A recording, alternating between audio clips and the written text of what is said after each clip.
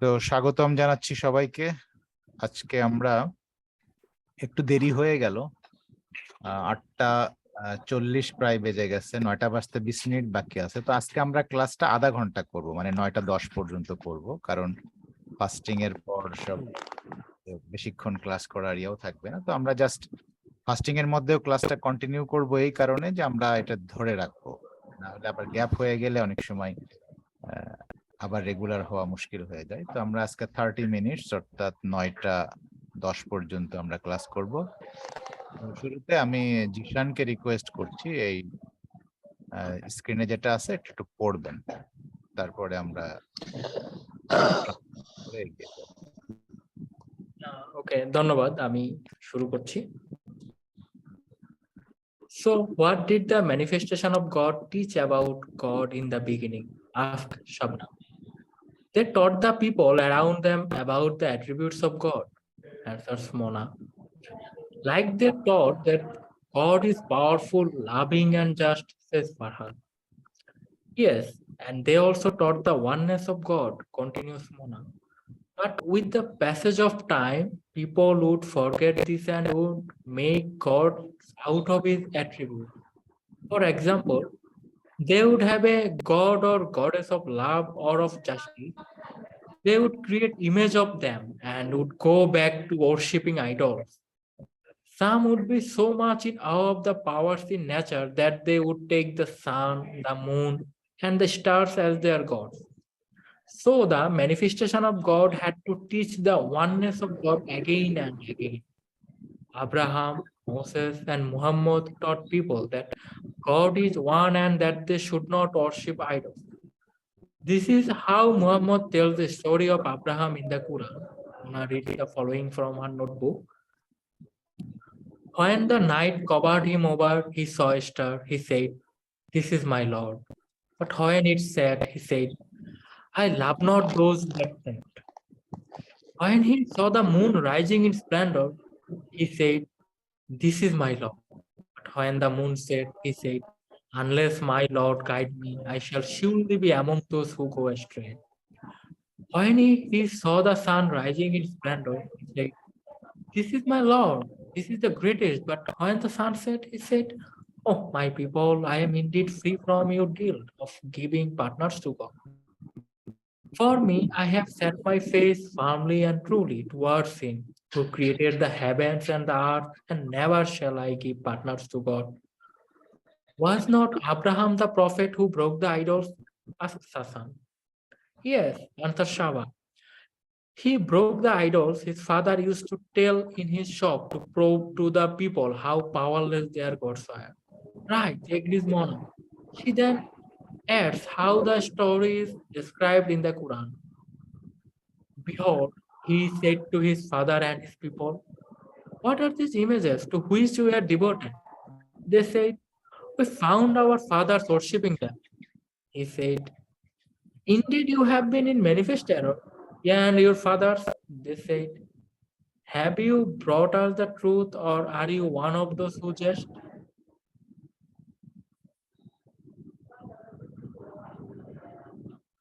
He said, "Nay, your Lord is the Lord of the heavens and the earth, He who created them, and I am a witness to this. And by God, I have a plan for your idols after ye go away and turn your way." So he beat them to pieces, but the biggest of them, that they might turn to it. That was really smart, said Omi. He left the biggest idol and told the people the idol had done it. Mona smiles and continues to read.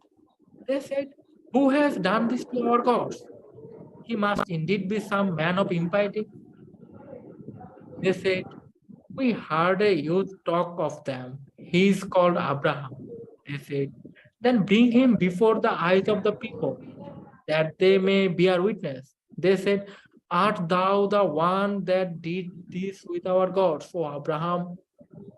He said, "Nah, this was done by their biggest one. Ask them if they can speak intelligently." So they turned to themselves and said, "Surely you are the ones in the wrong." Then were they confounded with shame. "Thou knowest full well that these do not speak." Abraham said, Do they then worship besides God things that can neither be of any good to you nor do you harm? Cry upon you and upon the things ye worship beside gods, have ye no sense? They said, burn him and protect your God if you do. I remember the name of the king who put Abraham into fire. It was Nimrod, says Raha. So did they kill Abraham in the fire? Asked Shidro. Well, says Mona, it says in the Quran that at that moment God spoke to the fire and said, "Oh fire, be thou cool," and a means of safety for Abraham. But it is really true that God made the fire to become cold? Asks Simeon. It is very important for you to know that many of the words in the sacred books are used symbolically. For example, the fire mentioned here refers to the animosity and hatred that Nimrod created in the hearts of the people of Yod towards Abraham, so that they would banish him from his native land. But despite all the opposition he faced, Abraham achieved victory at last. Paula says, recall, moreover, how Nimrod kindled the fire of impiety that its flames might consume Abraham, the friend of God. We delivered him, however, through the power of truth and seized Nimrod with the fury of our wrath.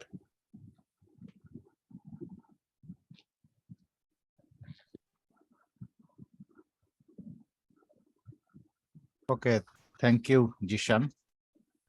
তো আজকের যেটুকু আমরা পড়লাম অনেক বড়ই ছিল, একটা translation দরকার আছে। আমার মনে হয় যে জিশান আপনি পড়লেন, কেয়ারফুলি পড়েছেন, যেটুকু বুঝেছেন যদি আপনার ভাষায় একটু বলেন, মানে আমরা ট্রান্সলেশন না করে জাস্ট আপনার ভাষায় বলেন, তারপরে আমরা ডিসকাস শুরু করি। মনে হয় যেহেতু আমাদের হাতে টাইম কম, তাহলে সুবিধা হবে।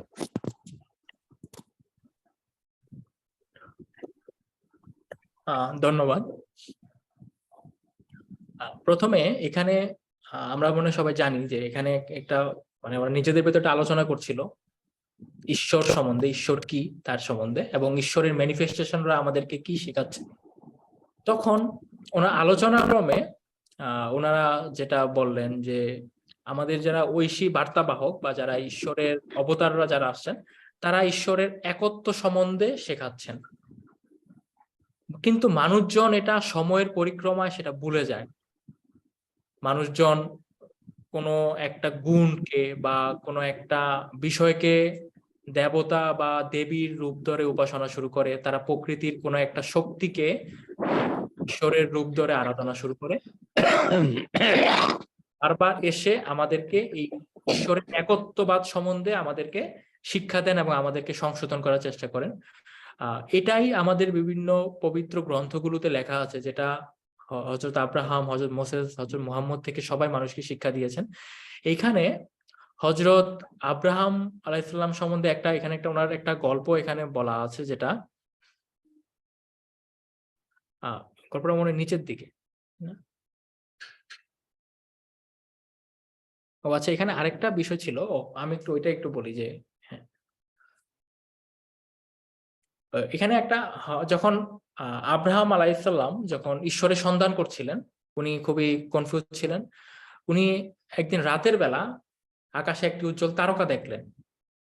উনি ভাবলেন যে এটাই আমার ঈশ্বর হবেন বা এটাই আমার প্রভু। কিন্তু যখন দেখলেন যে তারকাটা অস্ত গেল, তখন ভাবলেন না, আমার ঈশ্বর তো অস্ত যেতে পারেন না। উনি পরবর্তীতে আকাশে চাঁদ উঠতে দেখলেন। চাঁদের রূপ দেখে মুগ্ধ হলেন এবং ভাবলেন যে এটাই আমার প্রভু হবেন। কিন্তু পরবর্তীতে যখন চাঁদও অস্ত চলে গেল, তিনি ভাবলেন যে না, আমার প্রভু কখনোই এরকম মানে মুছে যেতে পারেন না, অস্ত যেতে পারেন না। পরবর্তীতে দীপ্তিমান সূর্যকে উনি আকাশে দেখলেন। উনি ভাবলেন যে এটাই যেহেতু এত আলো দিচ্ছে, এটা অবশ্যই সূর্যই আমার ঈশ্বর হবে। কিন্তু পরবর্তীতে উনি প্রার্থনা করলেন যে আমাকে আমার পাপ থেকে রক্ষা করো, এটা আমার কখনো ঈশ্বর হতে পারেন না। আমি মন থেকে আমি মেনে নিচ্ছি তিনি ঈশ্বর হবেন, যিনি এই মহাবিশ্ব, এই স্বর্গ এবং এই পুরো পৃথিবীর যিনি সৃষ্টিকর্তা, তিনি আমার ঈশ্বর হবেন। তো এখানে একটা গল্প আছে যে হযরত আব্রাহাম আলাইহিস সালাম নিয়ে, যিনি মূর্তি ভেঙেছিলেন। এখানে ওনারা মূর্তিটা নিয়ে আলোচনা করছিল।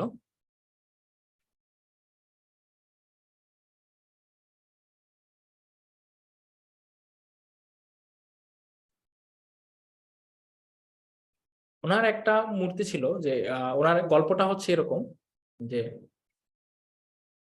ওনার বাবার একটা সম্ভবত আচ্ছা একটা মন্দিরে বেশ কিছু প্রার্থনার দেবতার মূর্তি ছিল। তো এটাকে তখনকার দিনে যারা আব্রাহিম, এটা সম্ভবত ইরাকের বেবিলন অঞ্চলের হবে, ওই অঞ্চলের লোকজন এই মূর্তিগুলোকে উপাসনা করত। তো হযরত আব্রাহাম এই বিষয়টাকে একদমই পছন্দ করতেন না। তো উনি যখন ওনার মনটাকে একত্ববাদের দিকে নিয়ে গেলেন, তো উনি পরবর্তীতে কি করলেন, উনি মূর্তিগুলোকে ভেঙে দিলেন। তবে উনি সবচেয়ে যে বড় মূর্তিটা সেটাকে ভাঙলেন না, সেটাকে অক্ষত রাখলেন এবং তার হাতে একটি কুড়াল ধরিয়ে দিলেন। পরবর্তীতে লোকজন যখন সবাই আসলো যে কে ভাঙলো আমাদের এই মূর্তিগুলো, কে ভাঙলো, সবাই যখন তর্ক করছিল, তখন বললো যে হ্যাঁ, আমি একজনকে দেখেছি যে ও এখানে ঘোরাঘুরি করতেছে, ও বলতে পারে। তখন সবাই ইব্রাহিম আলাইসাল্লামকে জিজ্ঞেস করলো যে হ্যাঁ, তুমি কি এটা ভেঙেছো কিনা। ইব্রাহিম বললো যে আমাকে কেন জিজ্ঞেস করছো, তোমরা যে এখনো ঠিক ঠিক আছে, যে এখন অক্ষত আছে সেই মূর্তিটাকে জিজ্ঞেস করো, সে হয়তো বলতে পারে। তখন লোকজন এটা লজ্জায় পড়ে গেল, কারণ তারা জানে যে তাদের এই মূর্তিটা তো কথা বলতে পারে না। তখন আব্রাহাম বললেন যে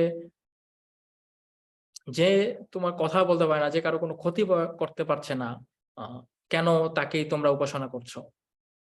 তখন তারা বললো যে না, তাকে পুড়িয়ে মারতে হবে, সে আমাদের ঈশ্বরদেরকে বিরুদ্ধে বিষেধাগার করছে। তখন নিমরুদ বলা হচ্ছে এখানে, যে নিমরুদ আলাইসাল্লাম, নিমরুদ ইব্রাহিম আব্রাহাম আলাইসাল্লামকে আগুনে পোড়ানোর জন্য প্রস্তুতি নিলেন। এবং পবিত্র গ্রন্থগুলোতে বলা আছে যেটা, যে আব্রাহামকে উনি আগুনে ফেলে দিয়েছিলেন, কিন্তু পরম করুণাময় ঈশ্বর আগুনকে শীতল করে দিয়েছিলেন, যার পরিবর্তে উনি পুড়েননি। তো এই ক্ষেত্রে যেটা বাহাউল্লাহ যে বিষয়টা বলেছেন, যে যে পবিত্র গ্রন্থগুলোতে অনেকগুলো কথাই রূপক অর্থে ব্যবহৃত হয়।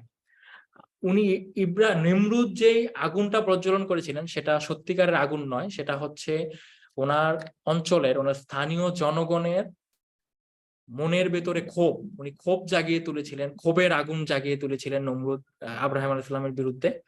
তো ঈশ্বর বা সৃষ্টিকর্তা এই আব্রাহাম আলাইহিস সালামের বিরুদ্ধে জনগণের যে অতীত ক্ষোভ, এই ক্ষোভটাকে প্রশমিত করেছিল। এটাকেই রূপক অর্থে আগুনকে শীতল করা হচ্ছে বলা হচ্ছে। উনি তার মাধ্যমেই উনি ইব্রাহিম আলাইহিস সালামকে, আব্রাহাম আলাইহিসকে রক্ষা করলেন। এবং ওনাকে একটা উপাধি ছিল যে উনি দ্য ফ্রেন্ড অফ গড, বা ঈশ্বরের বন্ধু উপাধি দেওয়া হলো ওনাকে। এবং উনি এই নমরুদের হাত থেকে এই জনগণকে রক্ষা করলেন, এবং নমরুদকেই উনি ঈশ্বর মানে শায়েস্তা করলেন বলতে পারি। Thank you. এটা আমার মানে মনে হয়েছে শর্টকাট, মানে আমার এটা বললাম আর কি। Thank you very much. খুব সুন্দর করে আপনি মোটামুটি সবগুলোই বলে দিচ্ছেন। আসলে এটাই ছিল আমরা যেটুকু পড়েছি সেই কাহিনী। তো এখানে যেটা মানে লাস্ট পয়েন্ট যেটা ছিল, যে এই গ্রন্থগুলোতে অনেক কিছুই রূপক থাকে। তো এই যে হযরত ইব্রাহিমকে আগুনে ফেলা, আগুন হচ্ছে যে ফুলে রূপান্তরিত হওয়া, এটা একটা রূপক। তো সেই রূপকের আসলে মূল মিনিংটা কি সেটা হযরত বাহাউল্লাহ বর্ণনা করেছেন, যেটা যে আসলে নেমরুদ ওখানকার জনগণের মাঝে হযরত ইব্রাহিমের বিরুদ্ধে ক্ষোভের আগুন জ্বালিয়েছিল, এবং যদি এই আগুন না নিভতো তাহলে এই ক্ষোভের আগুনে সে বার্ন হতে পারতো। মানে সেটা হচ্ছে যে তার বডি বার্ন হতো না, তার মাইন্ড এবং সোল বার্ন হতো, মানে মানসিক যন্ত্রণা সে পেত। কিন্তু আসলে আল্লাহ যেটা করেছিল, যে ওখানকার মানুষের মধ্যে ক্ষোভ না জন্মায়া, বরং হযরত ইব্রাহিম যে যৌক্তিক কথাগুলো বলছিল সেই যৌক্তিক কথা বোঝার ক্ষমতা তাদের মধ্যে দিল।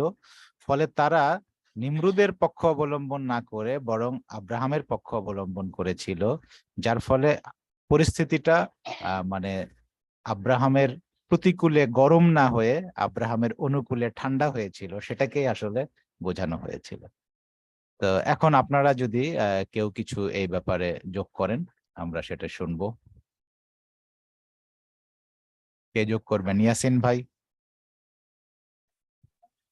না বেশ, জিশান এবং আপনি যে টাচ করলেন, কথা হয়ে গেল যে ধর্মের মধ্যে রূপক কথা আছে, আর এই রূপক কথাকে না বুঝে সারা বিশ্বের মধ্যে যত ধর্ম অবলম্বীরা আছে বাস্তব বুঝতে চায়, আর বাস্তব জিনিসটা বুঝতে পারা যায় না, সেই জন্য তারা ওই আশ্চর্যজনক মিরাকল বলে এটাকে এইভাবে গণনা করে। কিন্তু ধর্ম কোনো জাদু মন্ত্র না। ধর্ম একটা কনস্টিটিউশন আছে, যেটা সমাজ পরিচালনার জন্য ধর্ম আসে। ধারণ করার ক্ষমতা, মোহ মানে ভালোবাসা, ভালোবাসা ধারণ করার ক্ষমতা। সেই জন্য ধর্মের মধ্যে যে রূপক কথাগুলি আছে, যদি আমরা বুঝতে চাই, তাহলে এটাকে এইভাবে যদি বুঝতে পারি আমরা, তাহলেই বুঝ হলো। যেরকম শত্রুতার আগুন যে আছে, বিরাট বড় আগুন আছে, এই আগুন চেয়ে বেশি শত্রুতার আগুন, যেটা মানুষ মরেও না আর বাঁচেও না। কিন্তু সেই আগুন কিভাবে দেখা যায়, যখন শত্রু, যখন অবতার আসেন, রসুল পয়গম্বর আসেন, তার শত্রুতা আসে। তো নেগেটিভ বা পজিটিভ, পজিটিভ আর নেগেটিভ না আসলে কিন্তু বাতি জ্বলবে না, পাখা চলবে না। তো যখন পজিটিভ আসে, তখন নেগেটিভ ফোর্স কাজ করে। এই নেগেটিভ ফোর্স হলো আগুন, অবতারের বিরুদ্ধে কাজ করে সব। কিন্তু সেটাই মানে পক্ষে পক্ষে এসে যায়, এবং বিদ্যুতের প্রবাহ প্রবাহিত হয়।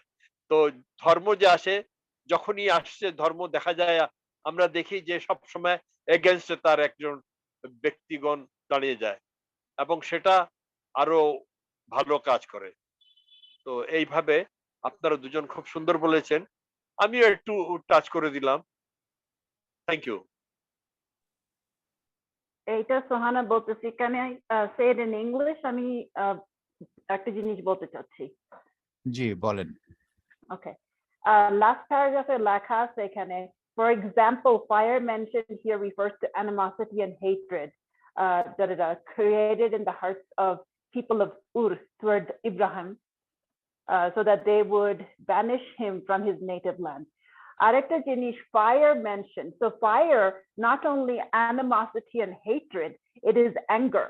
In Hinduism, since they're mentioning sacred books, in Hinduism, fire is referring a lot to anger, because in Ayurveda, you have in the stomach, you have fire. So in addition to animosity and hatred, there is a lot of anger. And so in reference to that, and it says, Nimrod kindled the fire of impiety, that its flames might consume Abraham. Out of that animosity comes that anger and hatred. So definition of animosity and hatred, it doesn't describe anger, but it is all encompassing. So anger is another part of this example, the story that is that is said to us, and what basically the significance of it is. So I just wanted to add that part. খুব সুন্দর, very right. জি thank you Sohana. Sohana বললেন যে মানে আগুন বলতে রাগকে বোঝানো হয়েছে, এবং সোহানার এই হিন্দু ধর্মের কথা শুনে আমার মনে পড়লো যে হিন্দু ধর্মেও এরকম একটা মিথোলজিক্যাল কাহিনী আছে, যেমন প্রহল্লাদের ক্ষেত্রে, যে প্রহ্লাদকে অনেকভাবে নির্যাতন করা হয়েছিল।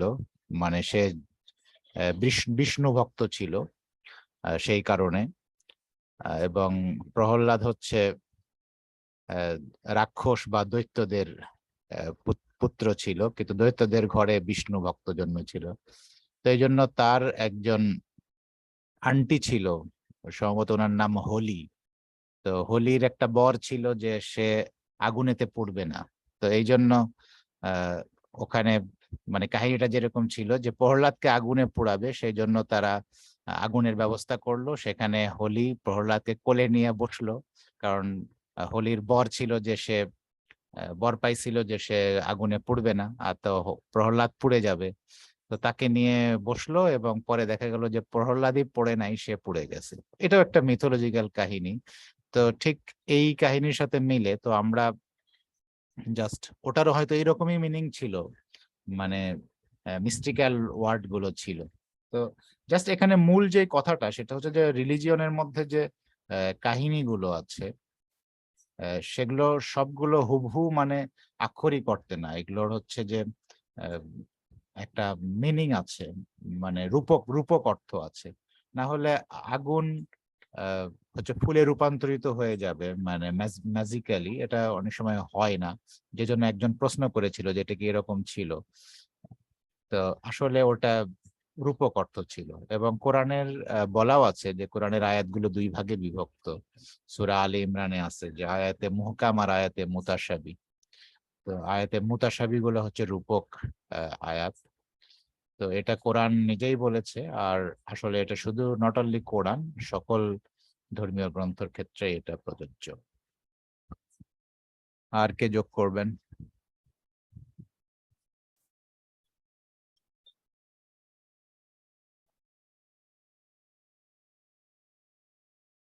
আরাধন দা কিছু যোগ করবেন? আসলে আমরা এই ধর্মীয় যে কথাগুলো, আরাধন দা আপনাকে শোনা যাচ্ছে না, আপনার মাইক্রোফোনটা খুলে মনে হয় ডাইরেক্ট কথা বললে আমরা শুনতে পাবো। হ্যালো, শোনা যায়? না দাদা, আপনার ওখান থেকে শুধু হালকা কিছু একটা সাউন্ড আসছে, আমরা কিছু বুঝতে পারছি না আপনি কিছু বলছেন কিনা। শোনা যায়? আচ্ছা, হ্যালো, রহিম সরওয়ার জি, আমি আমি কিছু মাথার মধ্যে আসছে কিছু কথা বলবো। আচ্ছা বলেন বলেন। ও দাদা তো দত্ত তো বলতেছেন, এখন আমি বলতেছি। দেখুন, সেই দিন ওই ইব্রাহিম আলী সালাম যখন আসছিলেন, তখন যে শত্রুতা ছিল, বুত ছিল, বুতকে ভেঙে ওটা দেখানো হলো, মানে খুব সহজ ছিল। বর্তমানে যে মানুষ যে বিশ্বাসী, যে বুত নাই, কিন্তু বুত চেয়ে বেশি গভীরের ভণ্ড ও পীরের ভক্ত হয়ে গেছে মানুষ। মানে বলতে চাচ্ছি আমি যে আগে ওই সময় বুত ছিল, বুত ভেঙে বুঝানো গেল, কিন্তু এখন ওই রকম নাই। এখন খুব ডিফিকাল্ট সময় আসছে, যেটার সাথে আমাদেরকে মুখামুখি হতে হচ্ছে। আর আমাদেরকে বুঝতে হবে যে বিকৃত ধর্ম কি আর আসল শিক্ষা ধর্ম কি। যখনই আমরা এটা পরিষ্কারভাবে বুঝবো, যে যখনই আমরা প্রেম পূর্ণ এক অপরের ভালোবাসার মধ্যে যখন যাব, সততার মধ্যে যাব, ন্যায়পরায়ণতার মধ্যে যাব, তখন বুঝবো যে আমরা সঠিক পথে যাচ্ছি। আর যেখানে বিভেদের মধ্যে যাব, হিংসার মধ্যে যাব, ধ্বংসের মধ্যে যাচ্ছি, তাহলে বুঝতে পারা যাবে যে আমরা রং পথে যাচ্ছি। তো আজকে সব জাতি পৃথিবীতে, প্রত্যেক জাতির প্রত্যেক ফিরকার যে যাত্রা আছে, তারা ধ্বংসের পথে যাত্রা আছে, তাদের ধর্ম গাইড করতেছে না গঠনের পথে গাইড করতেছে। তো দেখবো যে তারা ধ্বংসের পথে পরিচালিত হচ্ছে। সেই জন্য আসল আর নকলকে বোঝার জন্য খুব সহজ ফর্মুলা হলো এটাই, যে যেখানে গঠন হচ্ছে সেটাই হলো সঠিক। যেমন ধরেন একটা বৃক্ষ যখন গঠন হচ্ছে সেটা সঠিক, আর যেটা গাছ ঝরে পড়তেছে সেটা মানে তার শেষ সময় হয়ে গেছে। Thank you.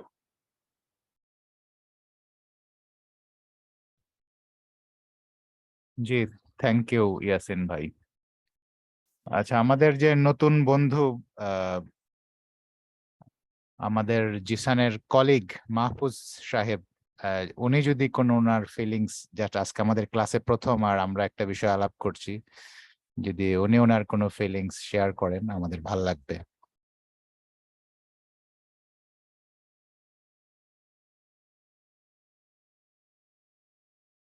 জিসান, মাহফুজ ভাই কিছু শেয়ার করবে? কিছু অনুভূতি বলবেন? না, আমি অন্য এক সময় না, উনি শুনলেন শুধু বলেন। আচ্ছা আচ্ছা, ঠিক আছে। হালিম ভাই, আপনি আপনার কোনো অনুভূতি শেয়ার করবেন?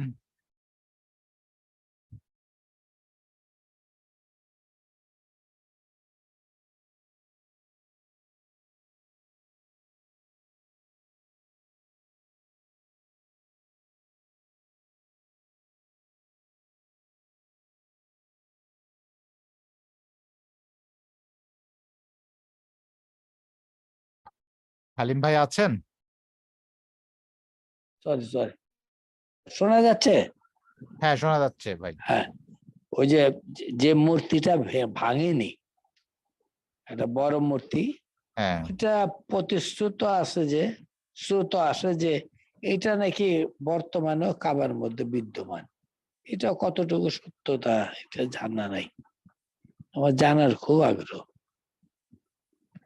অনেকে বলে যে ওইটা আছে ওইখানে, ওইটার দিকেই সবাই করে।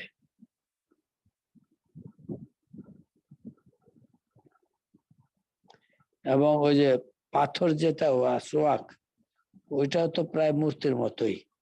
ওইটা নিয়ে 4 গোত্রে গন্ডগোল পরে উনি 4 দলের গামছার মধ্যে উঠিয়ে নিয়ে ওইখানে স্থাপন করলেন, সবাই আমরা চুমু দিই। হাজরে ওইটা, আসওয়াদ। হ্যাঁ, ওইটাও তো পুজোর মতোই, পাথরে চুমু দেওয়া পুজো। তো আর ওই যে বড় মূর্তিটার, ওইটারও কোনো ট্রেস নেই। এটা জানার খুব ইচ্ছা আমার। অনেকে বলে যে ওইটা ওই ভিতরে আছে, আমরা ওইটার দিকে সেজদা দিই। যেহেতু আর ওইটা ভাঙছে না ফেলে দিচ্ছে, ওইটা তার ইতিহাস নেই আমার জানা মতে। আচ্ছা, এখন কাবা ঘরে যে মূর্তি ছিল এটা তো আমরা হিস্টোরিতে জানি, এবং কাবাকে যে বাইতুল্লাহ বলা হয়, কাবার নাম তো বাইতুল্লাহ, মানে তো বাইতুল্লাহ আসলে ওই লাহু নামে একটা মূর্তি ছিল। যেমন অনেকগুলা মূর্তি ছিল, তার মানে প্রধান 3টা মূর্তি ছিল, লাহু, মানা আর উজ্জা। আচ্ছা, তো ওই লাহুর আগে আল বসায় আল্লাহু হয়। যেমন আল আসলে এই দি বুঝানোর জন্য ব্যবহার হয়।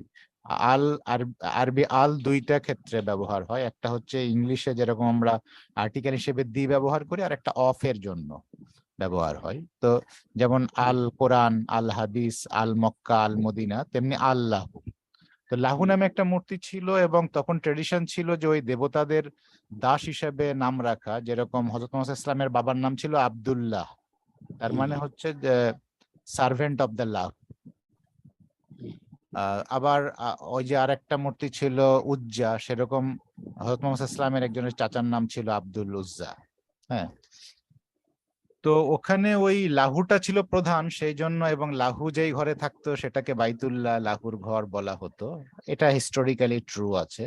কিন্তু এই এই লাহুই আব্রাহাম যেই বড় মূর্তিটাকে রেখেছিল সেটা লাহু ছিল কিনা সেটা হিস্টোরিক্যালি কোনো ওইরকম আমি জানি না, যে ওইটাই সেইটা কিনা সেটা জানি না। আর ওই ঘটনাও এক জায়গাতে না, কেননা যে জায়গায় নিমরুদ যেখানে ছিল, যেখানে আব্রাহাম বসবাস করত, ওখানেই আব্রাহামের এই ঘটনার পরেই কিন্তু আব্রাহামকে ওই জায়গা থেকে চলে আসতে হয়, এবং হযরত আব্রাহাম চলে আসেন বর্তমান যে ইসরায়েল এখানে।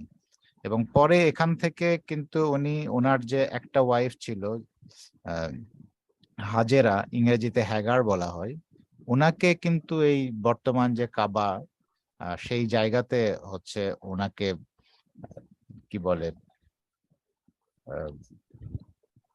এক্সাইল করা হয়েছিল। এবং ওখানে ওই যে সাফা মারোয়ার যে দৌড়ানো হয় এখনো হজের মধ্যে, উনি ওই পানির জন্য সাফা মারোয়া ঘুরতেছিল কোথাও পানি পাওয়া যায় কিনা। তখন ওই যে জমজম যেখানে, ওখানে একটা ঝর্ণা তৈরি হয়। তারপরে ওটার পাশাপাশি জায়গাতে হযরত আব্রাহাম একটা ঘর তোলেন যেটা কাবা ঘর, এবং পরবর্তীতে ওটার মধ্যে অনেক, শুরুতে হয়তো উনি মূর্তি স্থাপন করেননি আব্রাহাম, কেননা আব্রাহাম মূর্তি ভাঙার কারণেই তার এলাকা ছাড়তে হয়েছিল। তো নিশ্চয়ই তিনি শুরুতে কাবা তৈরি করে সেখানে মূর্তি রাখেন নাই। কিন্তু পরবর্তীতে আমরা শুরুতে যেমন পড়ে আসলাম যে ঈশ্বরের অবতাররা প্রথমেই যে শিক্ষা দেন, তাদের ফার্স্ট টিচিং হচ্ছে ঈশ্বরের একত্ব, ওয়াননেস অফ গড, যেটাকে আরবিতে বলে তাওহিদ। হ্যাঁ, তো তাওহিদের শিক্ষা দেন।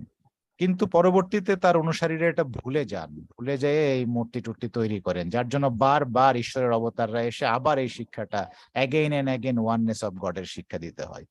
তো সেই কারণে যখন কাবা তৈরি হয়েছিল তখন নিশ্চয়ই আব্রাহাম সেখানে কোনো মূর্তি রাখেন নাই, কিন্তু পরবর্তীতে সেখানে মূর্তি রাখা হয়েছিল, এবং হযরত মুহাম্মদ ইসলাম তো এসে আবার সেই একত্বের শিক্ষা দিলেন।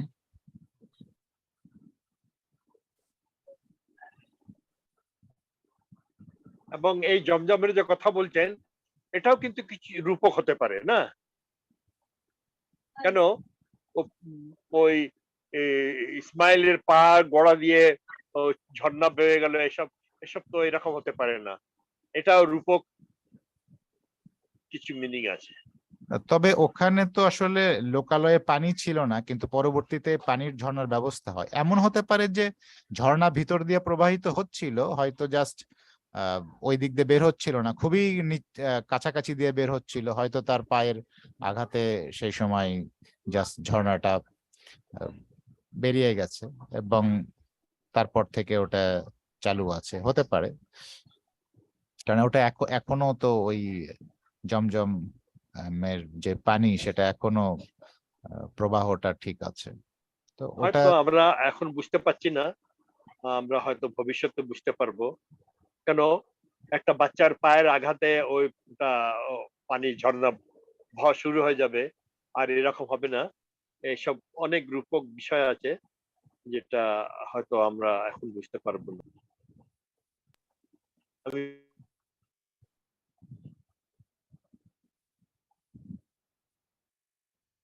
তো যদি আর কোনো বন্ধু কিছু শেয়ার করতে চান, হারাধনদা আপনাকে তো শুনতে পারলাম না, আপনি আবার ট্রাই করতে পারেন। এখন যদি শোনা যায়, আপনি সংক্ষেপে আপনার কিছু ফিলিংস থাকলে বলেন, তারপরে আমরা শেষ করব।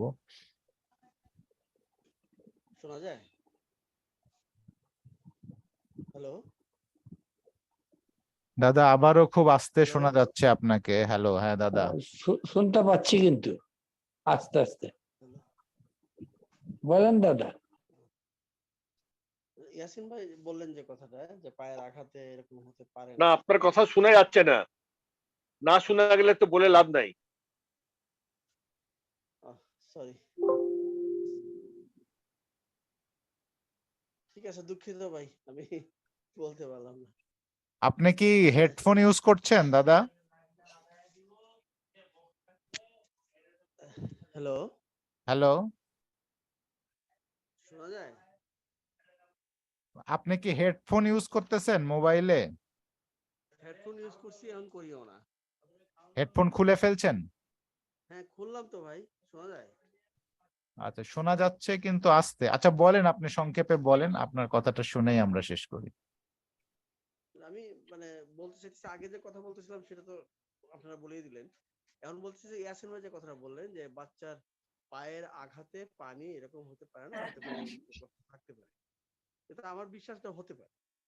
এখনো পর্যন্ত সমুদ্রের কিনারায় যদি কেউ টিউবওয়েল পাইপ মানে মাটির দিকে দেবে দেয়, তাহলে দেখা যায় পানি আপনা আপনি উপর দিকে, পানির চাপে উপর দিকে বের হতে থাকে, চাপ দিতে হয় না, টিউবওয়েলে চাপ দিতে হয় না, এমনিতে বের হয়ে যায়। হয়তো সেখানে এরকম পানির প্রবাহ আছে যা উপর দিকে পানি প্রবাহিত হয়, চাপ সৃষ্টি হয় পৃথিবীর পানির চাপে, হয়তো পৃথিবীর কোনো চাপে এটা হইতে পারে, এরকম বের হতে পারে, যা আদৌ আজ পর্যন্ত সেটা প্রবাহ রয়ে গেল, আচ্ছা কোনো হয় নাই। এটা আমি বিশ্বাস করি, কেটে বলতে। আচ্ছা, জি জি, বোঝা গেছে আর আপনার কথা। যে আমরা ধর্ম যে রূপক কথাগুলো, একটু বলেন কি বলেছে উনি, আমরা যে আমরা মানে শুনতে পাইনি, আমি শুনতে পাইনি। রূপক আচ্ছা, উনি শেষ মানে করুক, তারপরে আমি রিপিট করে দিব। যার জন্য আমাদের ভিতর এত দ্বন্দ্ব দ্বিধা থেকে যায়। আর যদি আমরা সেটা যুক্তি না খুঁজে মন থেকে আমরা যদি অনুসন্ধান করি সত্যতা কি, তাহলে হয়তো আজকে আমাদের ভিতরে দ্বন্দ্ব থাকে না, বা ধর্মে ধর্মে মারামারি, হানাহানি, কাটাকাটিও থাকে। ঈশ্বরের একত্ব আমরা অতি সহজে বুঝতে পারবো। তো আমাদের দৃষ্টি থাকা উচিত আমরা যেন এই যুক্তি না দিয়ে মানে রূপক কথাগুলো যেন আমরা অনুসন্ধান করতে পারি। এটাই আর কি আমার বলার কথা, খুব সংক্ষেপে বললাম, একজন লোক দাঁড়ায় রয়েছে আমার জন্য, এই জন্য।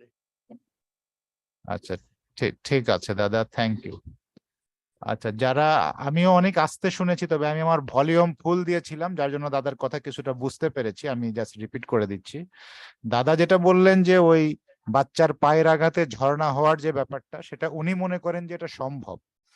হয়তো ওই দিক দিয়ে ঝর্ণার প্রবাহ ছিল, খুবই কাছাকাছি হতো, চাপ ছিল, জাস্ট হয়তো বাচ্চাটা যে পায়ের আঘাত হয়েছে তাতে মাটি সরে যায়, হয়তো সেখান থেকে শুরু হয়েছে। উনি মনে করেন যে এটা সম্ভব। আর উনি পরে যেটা বললেন যে সেটা হচ্ছে যে আমাদের সবকিছু যুক্তি দিয়ে বিবেচনা না করে কিছু কিছু বিশ্বাস করতে হবে, এটা উনার অভিমত। তো জাস্ট আপনার এই অভিমতের ক্ষেত্রে দাদা আমরা বলি যে আমরা রোববার যেমন আগামীকালকে যে ক্লাস করব সায়েন্স এবং রিলিজিয়ন আমাদের টপিকের উপরে, যে আব্দুল বাহা যেটা বলেছেন, সেখানে আব্দুল বাহা কিন্তু বলেছেন যে মানে এই দুইটার কিন্তু হ্যান্ড টু হ্যান্ড যেতে হবে। মানে একেবারে যদি আমি লজিক ছাড়া, যুক্তি ছাড়া শুধু ফেইথ করি, তাহলে সেটা আমাকে ধর্মান্ধতার দিকে নিয়ে যাবে। আবার কিছু কিছু জিনিস আছে যে আমি হয়তো যুক্তি দিয়ে নাও পেতে পারি, সেখানে আমাকে ধর্মের প্রতিও বিশ্বাস রাখতে হবে। মানে এই দুইটাই কিন্তু হ্যান্ড টু হ্যান্ড যেতে হবে। হ্যাঁ, সো এবং বিজ্ঞানের উন্নতি বা যুক্তির উন্নতি, ধর্মের অবতার আসার পরেই কিন্তু আরো এটা উন্নতি হয়, আরো ডেভেলপড হয়।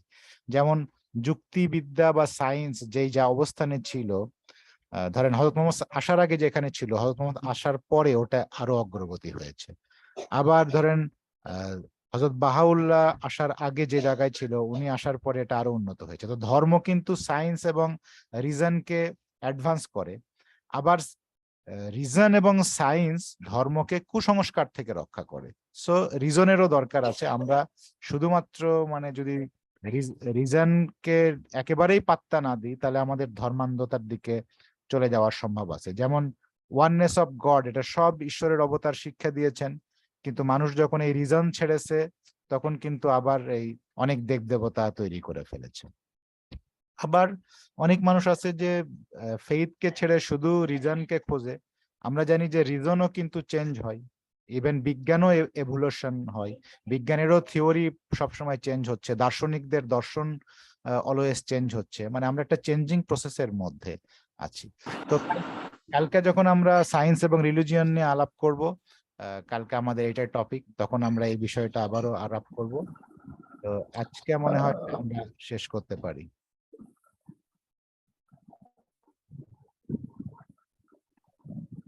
ঠিক আছে ভাই, ওকে, আল্লাহ হাফেজ। জি, আল্লাহ হাফেজ। আল্লাহ হাফেজ।